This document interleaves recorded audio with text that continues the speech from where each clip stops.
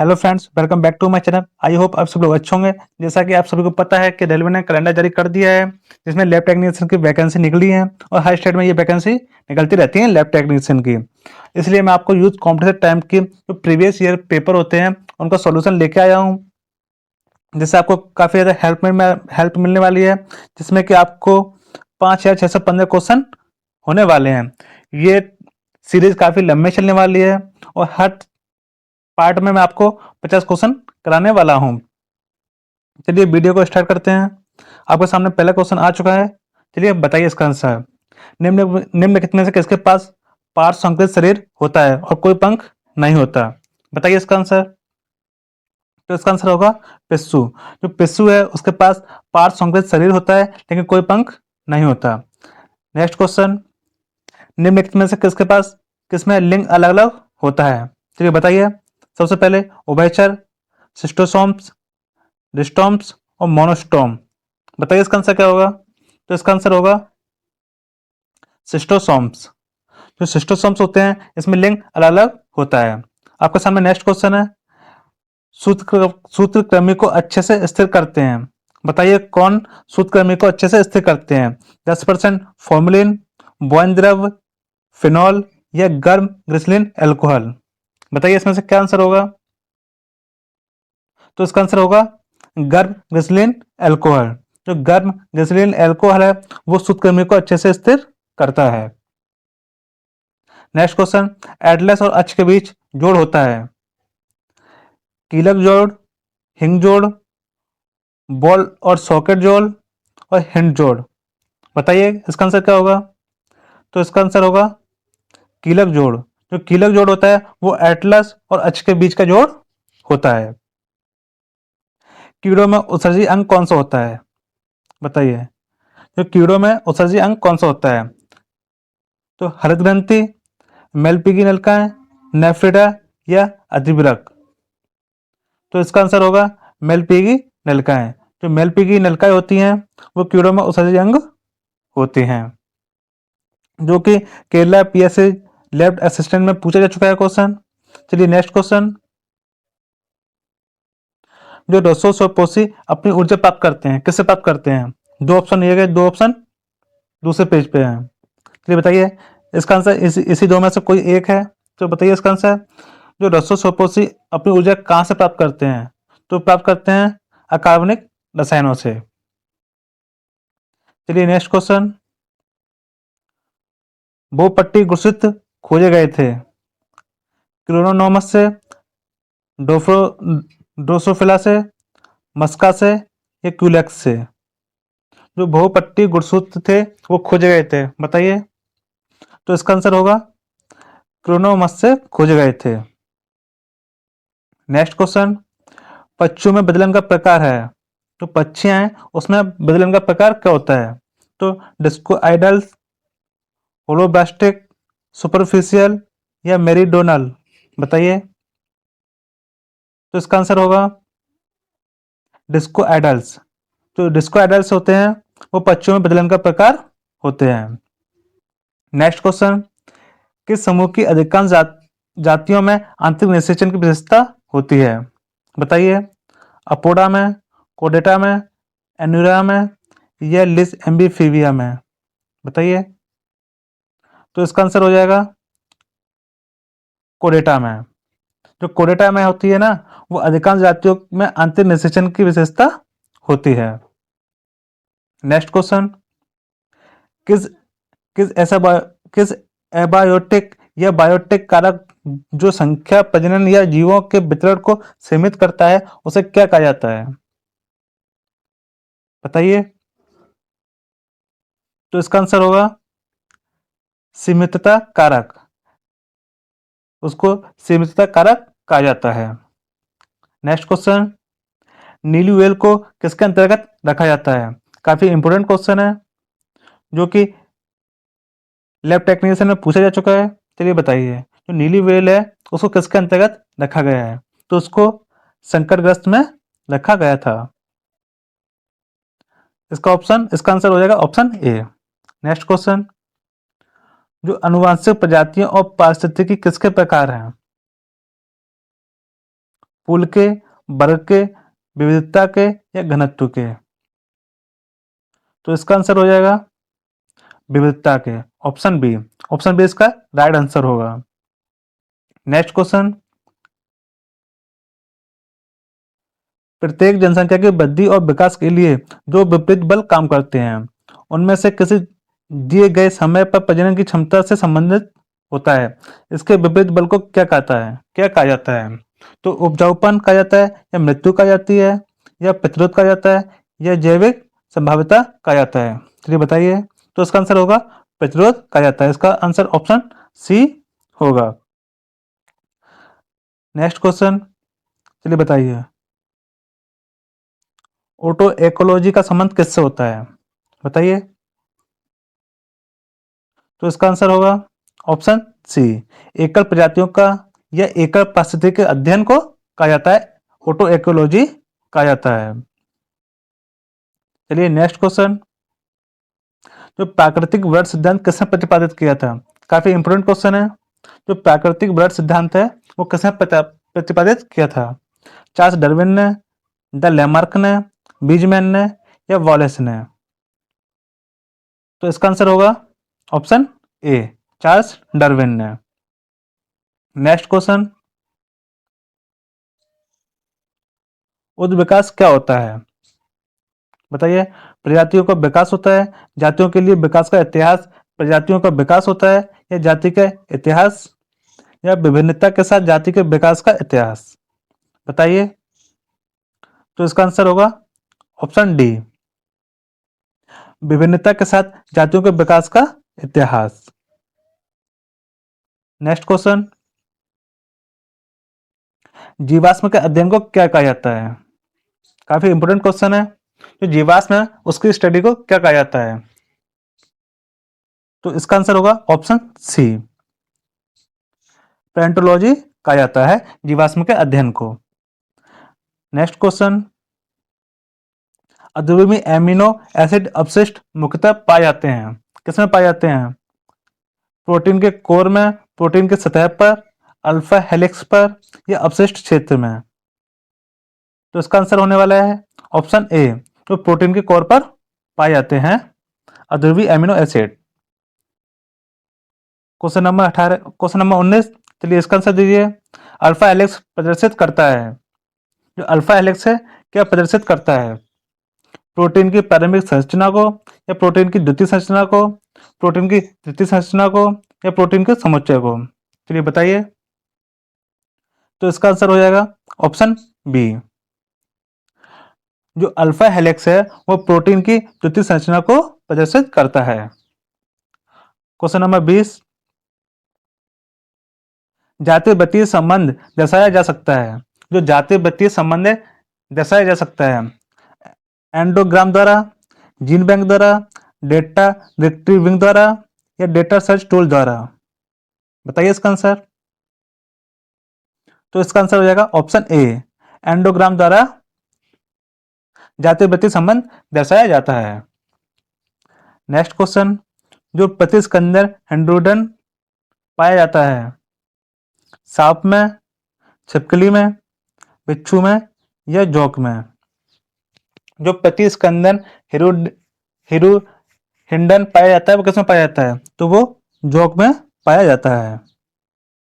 Next question, जो मूंगा silk किस कीट से प्राप्त होता है? काफी इंपोर्टेंट क्वेश्चन है, जो कि RSM BSS लैब टेक्नीशियन में पूछा जा चुका है। चलिए बताइए, जो मूंगा सिल्क किस कीट से प्राप्त होता है? तो इसका आंसर होगा ऑप्शन बी, एंथीरिया असामा से प्राप्त होता है।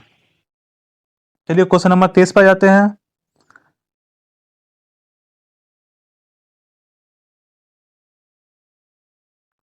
समजात अंगों के सही सेट का चयन कीजिए। चलिए बताइए, जो समजात अंगों के सही सेट का चयन कीजिए। तो इसका आंसर होगा ऑप्शन नंबर ए, मानव के अग्रपाद, पक्षी के पंख तथा व्हेल के मीन पक्ष।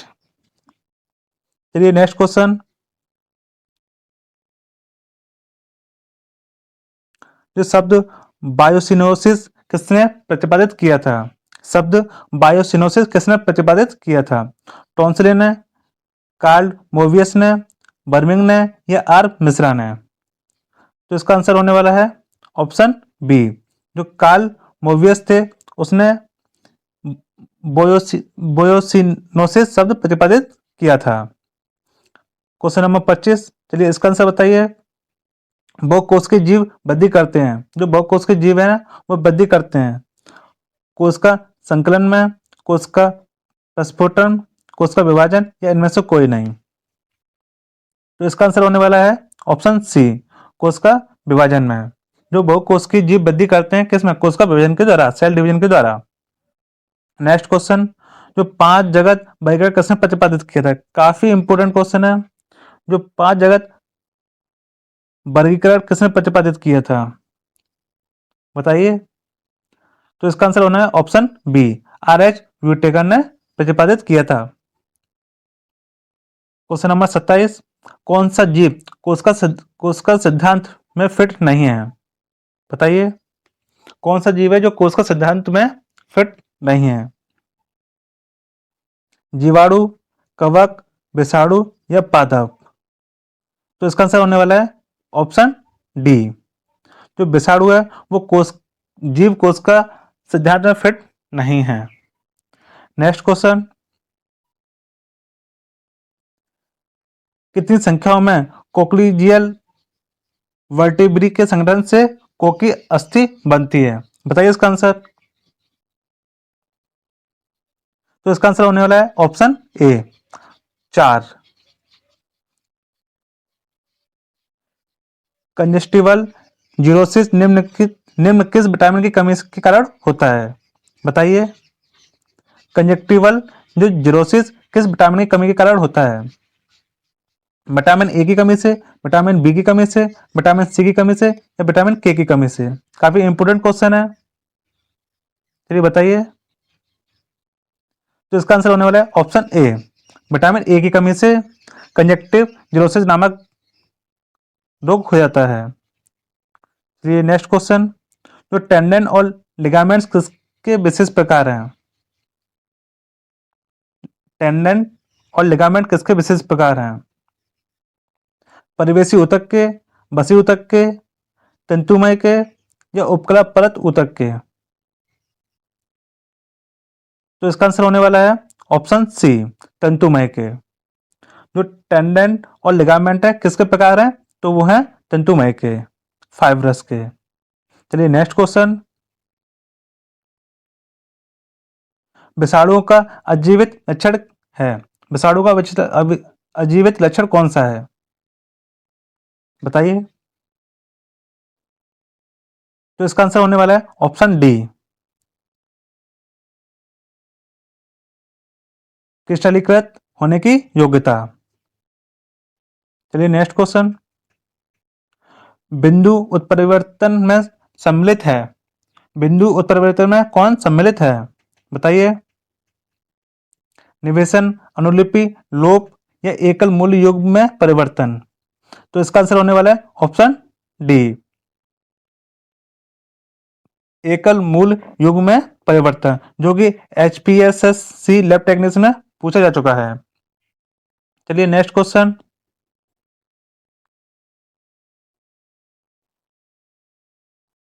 आंत ज्वर का निदान के लिए उपयोग किए जाने वाले सीरम बिडाल परीक्षण का नियम दीजिए।